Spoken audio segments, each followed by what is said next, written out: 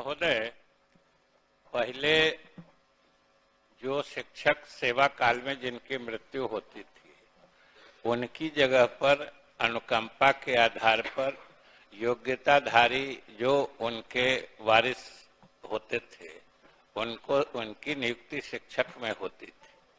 उसके बाद महोदय सारे सदस्य अवगत हैं कि 2006 में जो नई शिक्षक नियमावली आई और शिक्षक नियोजन का प्राधिकार जो स्थानीय निकाय होते हैं, पंचायत और नगर निकाय, ये अधिकार उनको दे दिया गया। नमस्कार, मैं श्वेता और आप देख रहे हैं न्यूज फाउंडेशन। बिहार विधानसभा का बजट सत्र चल रहा है और बजट सत्र शुरू होने के साथ ही बिहार के शिक्षकों के लिए बड़ी खबर है, जहां शिक्षा विभाग के मंत्री विजय चौधरी ने बिहार के शिक्षकों को बड़ी खुशखबरी दे दी है। खुशखबरी ये है कि अब बिहार के शिक्षकों को अनुकंपा में जो उनके आश्रित हैं उन्हें रोजगार यानी कि उन्हें नौकरी मिलेगी। बिहार सरकार ने यह फैसला लिया है कि अनुकंपा सेवा एक बार फिर से बहाल किया जाएगा। अगर कोई भी शिक्षक की मृत्यु होती है तो उनके आश्रितों को अब बिहार सरकार नौकरी देगी। आज बिहार विधानसभा में बिहार के शिक्षकों के लिए बड़ा फैसला लिया गया है। चलिए हम आपको बिहार विधानसभा से वो तस्वीर दिखाते हैं जो बिहार शिक्षा विभाग के मंत्री विजय चौधरी बिहार के शिक्षकों के लिए बड़ी खुशखबरी देते हुए नजर आ रहे हैं। महोदय, पहले जो शिक्षक सेवा काल में जिनकी मृत्यु होती थी उनकी जगह पर अनुकंपा के आधार पर योग्यताधारी जो उनके वारिस होते थे उनको उनकी नियुक्ति शिक्षक में होती थी। उसके बाद महोदय सारे सदस्य अवगत हैं कि 2006 में जो नई शिक्षक नियमावली आई और शिक्षक नियोजन का प्राधिकार जो स्थानीय निकाय होते हैं, पंचायत और नगर निकाय, ये अधिकार उनको दे दिया गया। हालांकि उनको भी जब दिया गया था तब ये सरकार के तरफ से निर्देश था कि जिनकी मृत्यु अगर सेवा काल में हुई है वैसे शिक्षकों के वारिस को योग्य अगर हैं तो शिक्षक में नियुक्ति की जाए।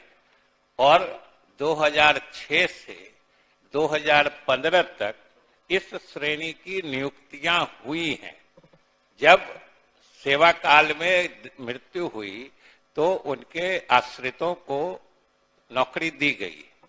महोदय 2015 में NCTE जो है, national council for teachers education, उसका एक ऑल इंडिया सर्कुलर भारत सरकार की तरफ से आया जिसके तहत उन्होंने शिक्षक में नियुक्ति के लिए 2 चीजें अनिवार्य कर दी। एक तो TET पास होना चाहिए, चाहे CTET चाहे मतलब central teachers eligibility test pass करें या स्टेट में जो होता है टीचर्स एबिलिटी टेस्ट वो पास करें। ये पहली शर्त थी। दूसरी शर्त थी कि उनको प्रशिक्षण भी शिक्षक होने के लिए जो BEd या शिक्षक प्रशिक्षण महाविद्यालय से भी प्रशिक्षित होना चाहिए। तो 2015 के बाद से महोदय ये चूंकि भारत सरकार का देशव्यापी मतलब निर्देश था कि अब कोई भी शिक्षक तभी नियुक्त होंगे जब तक कि वो मतलब टीचर्स एलिजिबिलिटी टेस्ट न पास कर लें और प्रशिक्षण न प्राप्त कर लें। 2015 से महोदय 2023 तक इस श्रेणी के जो लोग पाए गए उनकी नियुक्तियां हुई हैं। अब महोदय अभी पिछले वर्ष जो नई नियमावली जारी हुई है, जब से बिहार लोक सेवा आयोग के माध्यम से शिक्षकों की नियुक्ति होनी है, उसमें शिक्षक में सीधे नियुक्ति का प्रावधान नहीं है। और जो पीछे के बैकलॉग के बारे में कह रहे हैं, सही कह रहे हैं, सरकार भी मानती है कि चूंकि ये समय समय पर कुछ भारत सरकार के निर्णय से और कुछ राज्य के द्वारा गुणवत्तापूर्ण शिक्षा देने के लिए जो नए कदम लिए गए उसके कारण नियुक्तियां नहीं हुई। अब आज की स्थिति में अगर शिक्षक की सेवा काल में मृत्यु होती है तो उनके आश्रितों को हम या तो सहायक में या परिचारी में दो ही श्रेणी उनके अनुकंपा के आधार पर नियुक्ति के लिए उपलब्ध है। और इसीलिए महोदय अभी सबों ने देखा होगा कि पिछले दिनों मंत्रिपरिषद ने 6421 विद्यालय सहायकों के पद की स्वीकृति दे दी है।